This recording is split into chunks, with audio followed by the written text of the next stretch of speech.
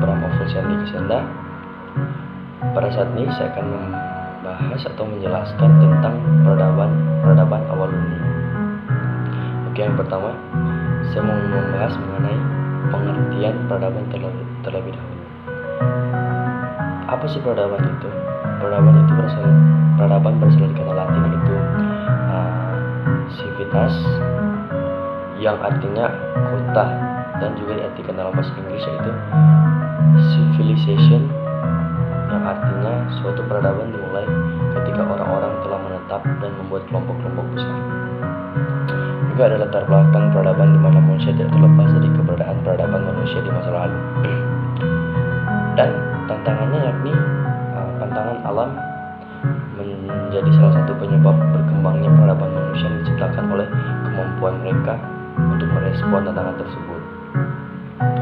Kita sudah mempelajari jenis-jenis manusia berubah dan bagaimana manusia berubah yang berkembang, dan kita juga sudah mempelajari bagaimana mereka punah.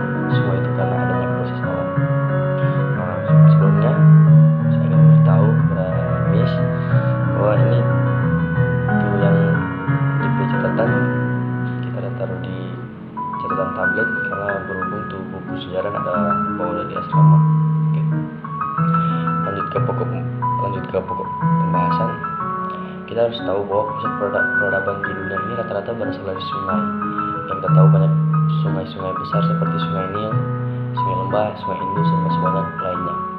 Dan di sini kita juga akan mempelajari peradaban di Asia, Afrika, Eropa, serta Indonesia. Ternyata sungai adalah sebagai pusat peradaban. Kenapa sungai sebagai pusat peradaban?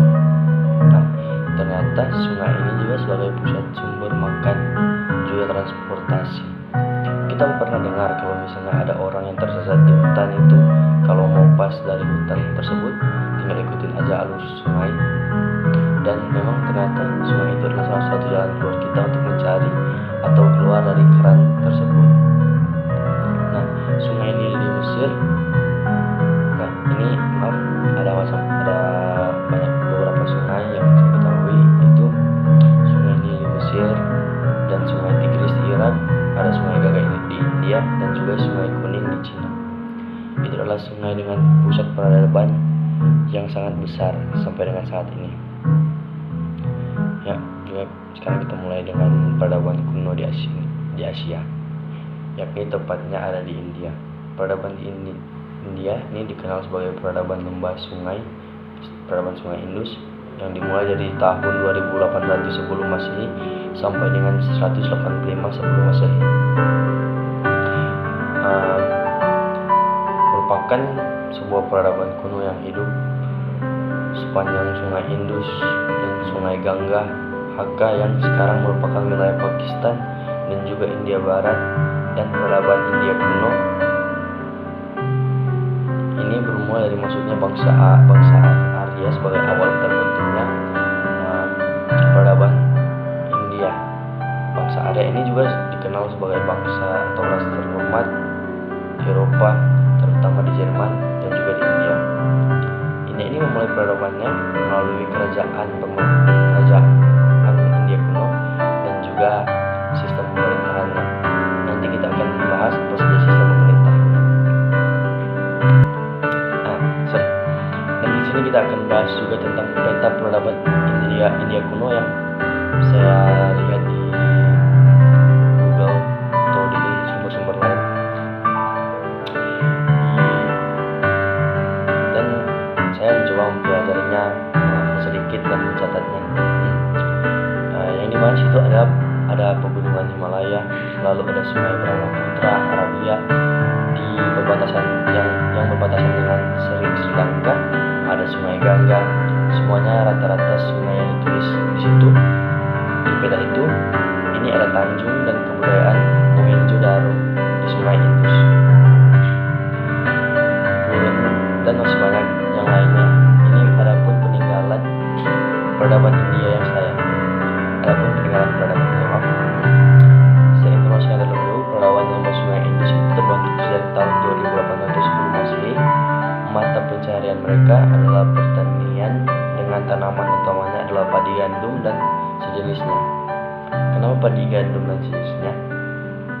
Karena hal itu memungkinkan wilayah tempat mereka dekat dengan sungai besar, contohnya sungai Indus.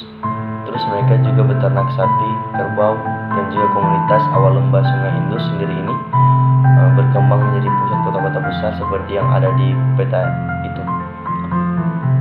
Juga banyak kota-kota besar seperti kota Harappa, lalu ada Generiwala, Mohenjo-daro yang sekarang di Pakistan, dan Tulasila, serta ada lokal yang menjadi India. Nah, kota Mohenjo-daro sendiri diperkirakan didiami oleh sekitar 35.000 penduduk. Dan terus ada Harapan, itu berada sekitar 565 km arah utara lembah sungai Indus. Tadi saya membahas mengenai lumbung padi dekat lumbung atau balai ada sebuah bangunan publik yang pernah berfungsi sebagai permandian umum besar. Kepercayaan di peradaban India sendiri ada beberapa peninggalan, contohnya adalah beberapa cap dan stempel peradaban Indus yang memperlihatkan adanya swastika lazim. Terdapat pula ada agama-agama lain yang berkembang. Kemudian contohnya seperti agama Hindu yang notabene menjadi agama yang sangat besar di India. Lalu ada Buddha dan Cina atau agama Dharma. Terus banyak stempel bergambar binatang di sepanjang peninggalan India. Ada sebuah motif yang menunjukkan harta yang bertanduk duduk dalam posisi lotus atau duduk dengan posisi bersila dengan kedua kaki saling menyilang. Dalam perkembangannya, ketika agama ini semakin berkembang dan mapan, kepercayaan kepada para dewa-dewi ini semakin membanggakan. Dewa-dewa yang kita kenal dengan ada dewa-dewa di dalam agama Hindu itu ada 3 dewa. 3 dewa itu yaitu pertama Dewa Brahmana, terus ada Dewa Siwa dan Dewa Wisnu. Gimana Brahmana itu bisa disebut sebagai dewa pencipta, lalu Dewa Wisnu sebagai dewa pemelihara alam, dan Dewa Siwa sebagai dewa perusak. Lalu ada peradaban Mesir kuno. Peradaban Mesir kuno di Afrika, di mana Mesir ini dikenal sebagai hadiah dari sungai Nil, atau bisa dikenal sebagai the gift of the Nile, Mesir kuno. Mesir kuno ini adalah suatu peradaban yang berkembang di bagian timur laut Afrika. Yang berkembang di bagian timur laut Afrika. Peradaban ini terpusat sepanjang hilir sungai Nil yang panjangnya 6.400 km jauhnya. Peradaban ini sendiri dimulai dengan penyatuan Mesir hulu dan hilir sekitar 3.150 sebelum Masehi sekitar 3.150 sebelum Masehi. Nah, menurut legenda Mesir kuno ini, air sungai Nilnya ternyata tersebut adalah air dari mata Dewi Isis yang selalu menangis dan menyusuri sungai Nil untuk mencari jenazah putranya yang gugur dalam pertempuran. Tapi itu disinyalir hanya mitos, namun secara ilmiah air tersebut berasal dari gletser yang mencair dari pegunungan Kilimanjaro di Afrika Timur dan bermuara di Laut Tengah. Ada 4 negara yang dilalui oleh sungai ini, yaitu Uganda, Sudan, Ethiopia, dan Mesir. Setiap tahunnya sungai ini selalu banjir yang membawa luapan lumpur ke lembah-lembah sungai sampai 15 sampai dengan 50 km.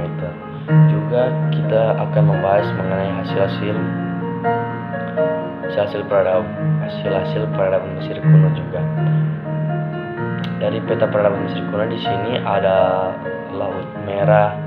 Nah, perbatasan sungai Nil ada Raja Hammurabi yang terkenal dengan Kodeks Hammurabi. Kalau kita membahas kondisi sosial dan politik, ya, sejarah politik di Mesir sendiri berawal dari komunitas di desa-desa.